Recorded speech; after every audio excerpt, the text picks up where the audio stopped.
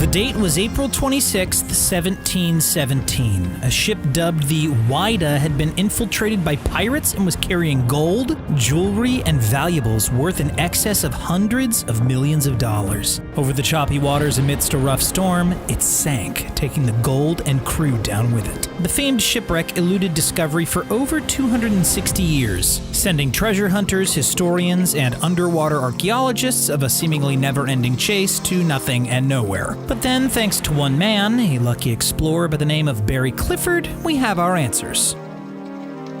The Whydah set out for its maiden voyage in early 1716. It measured 110 feet or 34 meters in length and could whip through the waters at speeds up to 13 knots or 15 miles per hour. Sure, it transported and traded precious metals, sugar, jewelry, and ivory, but at its core, the Whydah was a slave ship, built to transport over 100 humans between England, Western Africa, and the Caribbean. When you discover who commissioned the building of the ship, you'll understand why. The man behind the commissioning was Sir Humphrey Morris, a former member of the British Parliament. During his time, he was widely spoken as the highest-ranking slave merchant in all of London. Besides its main purpose of transporting slaves, what made the Whydah unique was that it wasn't another run-of-the-mill vessel. The Whydah was the frontrunner, the icon, and the flagship of a 5-ship fleet. Typically following in its wake were the Mary Ann, the Anne, and the Fisher. For 1716, Whydah was no slouch, and she was a sizable ship. And she packed a hell of a punch, no doubt about it. With 18 6-pound cannons on board, it would take some serious force to overthrow her.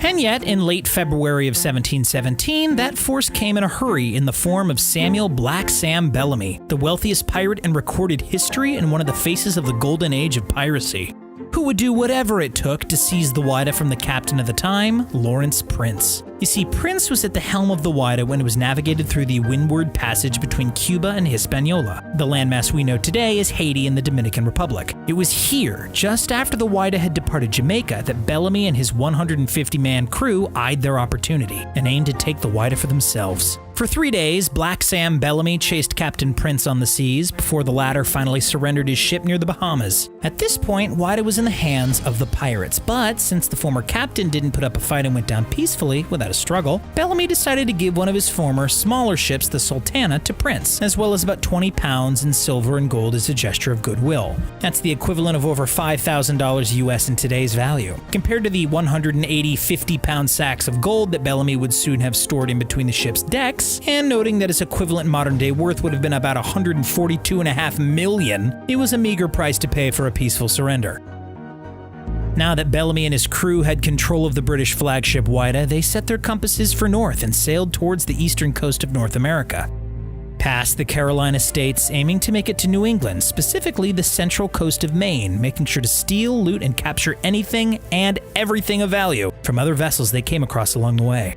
Meanwhile, during one of the stops along the coast, Bellamy had added another 30 cannons below the decks for some extra firepower. After a couple months of sailing up the coast, the fateful night of April 26, 1717 rolled around. As Bellamy steered his stolen ship through the choppy waters near Chatham, Massachusetts, which is right here, the skies turned gray. The fog rolled in, and the crew knew they were in for a rocky night on the seas. As it turns out, they had no idea what was coming. The storm proved far more powerful and damaging than they could have ever anticipated.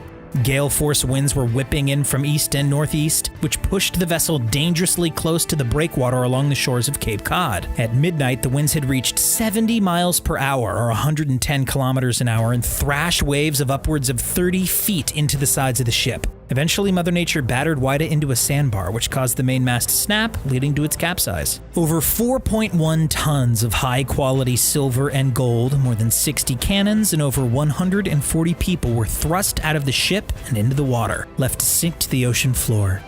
Of the 146 souls aboard the Whydah, only 2 men survived. And as for the hundreds of millions of dollars worth of money, bullion, treasure, goods, jewelry, and merchandise, it was never seen again. At least, not for a few centuries.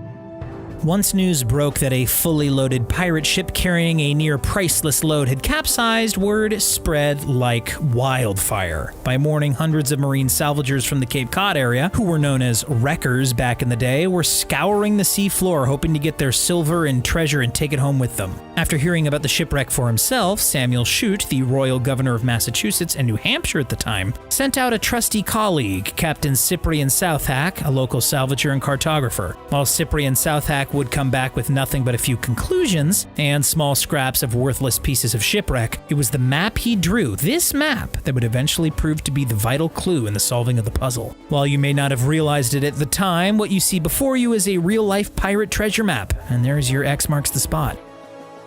For centuries, the exact location of the ship, its millions of dollars worth of riches, and its historic weapons were lost. As the years passed, interest subdued, and the great Whydah treasure became thought of as nothing more than a legend and speculation. Decades went by, centuries even, and by the mid-1900s, the Whydah was all but forgotten. But then, in 1984, one man had a breakthrough. That was Massachusetts underwater explorer Barry Clifford, who'd relied heavily on Southwick's 1717 map of the wreck site. The Whydah had eluded discovery for over 260 years, which makes the fact that it was found under just 14 feet of water and 5 feet of sand all the more surprising. Clifford and his team of underwater archaeologists and explorers came across the site close to the Wellfleet coastline right about here.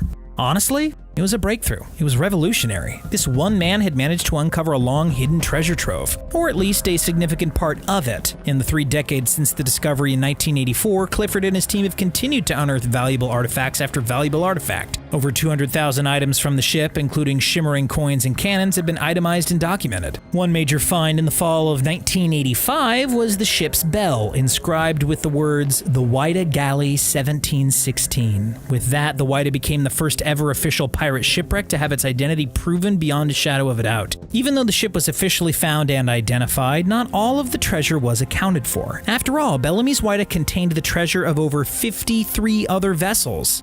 There was a lot of it. Could more gold have floated away over the passing centuries? Could there still be treasure hidden across the eastern American seabed? Absolutely. Remember, there were 180 bags of gold on that ship that were intended to be shared amongst the crew, and not all of them have been recovered. A few years ago, however, back in 2016, Clifford made another substantial discovery in what he refers to as the Yellow Brick Road, a path extending between 2 significant Whydah dive sites that are about 700 feet apart, and have been overflowing with gold coins and artifacts in recent times. It was along this so-called Yellow Brick Road area off the coast of Wellfleet where a large metallic mass was found, a mass which allegedly houses 400,000 coins. Add that to the long list of startling expensive finds. The list now contained thousands of silver Spanish coins, dozens of cannons, hundreds of pieces and fragments of rare African gold jewelry, and handmade colonial-era objects, all of which are thought to tally up to an astounding value of over $400 million, in addition to their equivalent million-plus value of the ship itself. Keep in mind that there could still be plenty more loot out there waiting to be found, so who's to say that that number won't eventually exceed $1 billion? In the summer of 2013, Clifford took 21 trips at an overall cost of more than $200,000. Taking into account decades of searching, we can easily infer that Clifford has spent well in excess of $1 million in the hunt for the ultimate treasure. But hey, looks like it's all paid off. Despite Whydah being overthrown by pirates centuries ago, pirates continue to be a very real threat in modern times. Piracy off the coast of Somalia alone has raked in nearly $500 million in ransom payments since 2005, and that doesn't even include the millions worth of stolen ships and stolen goods. While the Whydah boasts a fortune unmatched by most shipwrecks, it still doesn't have top billing. That claim goes to a ship by the name of the San Jose, of which the total value of gold and jewels on board the vessel chimed in at a whopping $22 billion, with a B. Then there was the RMS Republic, rumored to be carrying $1 billion worth of gold coins, and the Nuestra Señora de Atocha, which lost cargo now believed to be worth close to $450 million. Make no mistake, the amount of money hiding beneath the surface is unimaginable. So what happened to the famous Whydah treasure? Most of it sits in the Whydah Pirate Museum in West Yarmouth, Massachusetts, which opened to the public in 2016. The highlight, of course, is the life-size replica of the original Whydah Gally. But what about the right? Who actually owns the treasure? Is it the property of the Coast Guard, the British, the Americans, the museum, or the Massachusetts government? Actually, none of them. You see, in 1988, the Massachusetts Supreme Court ruled that 100% of the Whydah rightfully belonged to Clifford, and local authorities weren't happy about it. Finders keepers. He was, however, required by state law to pay the 25% of the amount he recovered from the ship, plus regular income taxes. How would you react if you found some priceless treasure next time you were out for a swim at the beach? Keep it to yourself or brag about it. Share your thoughts in the comments down below. Don't forget to like this video, subscribe to the channel, and as always, thanks so much for checking out The Richest. See you next time. Have a great day.